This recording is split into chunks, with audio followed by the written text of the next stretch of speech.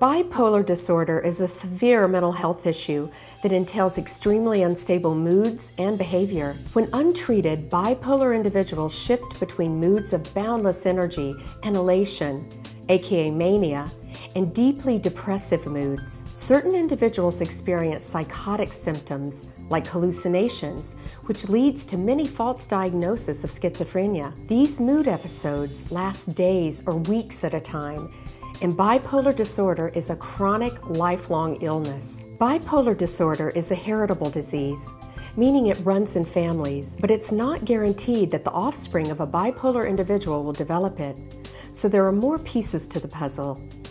It's not uncommon for drug use or alcohol to trigger symptoms or episodes, and there are 4 types of bipolar disorder that are classified by the severity and longevity of the symptoms. Emotional and behavioral episodes that swing between mania and depression, or even mixed states, typically begin during a person's adolescence or early adulthood.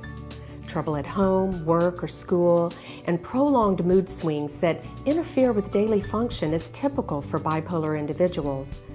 Many people with bipolar disorder also have some form of addiction or mental health issues, something known as dual diagnosis. Though bipolar disorder is often misdiagnosed, when properly treated with mood stabilizers, sleep aids, atypical antipsychotics, antidepressants, or a combination of these medications, bipolar individuals can lessen or eradicate their symptoms and have great success with psychotherapy. The hardest thing for most bipolar individuals to do is find a good therapist and the right combination of meds to help them regulate their moods and achieve a sense of normality.